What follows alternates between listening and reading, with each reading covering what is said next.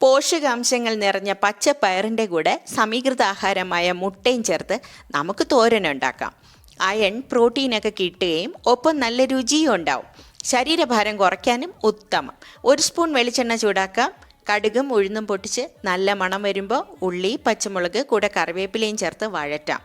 ഉള്ളിയുടെ നിറം മാറുന്നതിന് മുമ്പ് 100 ഗ്രാം നാടൻ പയർ ചെറുതായി മുറിച്ച് ചേർക്കാം. പാകത്തിന് ഉപ്പൂടെ ചേർത്ത് വീണ്ടും വഴറ്റി അടച്ചു വെച്ച് ചെറുതീയിൽ കുക്ക് ചെയ്യാം.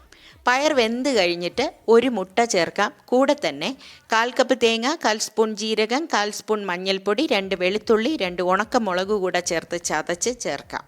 ഇനിയിപ്പോൾ മിക്സ് ചെയ്യേണ്ട, എല്ലാം കൂടെ തട്ടിപ്പൊത്തി അടച്ചു വെച്ച് സ്റ്റീം ചെയ്യാം. നല്ല മണം വരുന്ന ആ സമയം നന്നായി മിക്സ് ചെയ്ത് ഇനി കഴിച്ചു നോക്കൂ. നല്ല ടേസ്റ്റാ. ഏറ്റവും മികച്ച ഭക്ഷണം എന്ന് കണ്ണടച്ച് പറയാം മുട്ട ചേർന്ന ഈ ടേസ്റ്റി ഡിഷ്.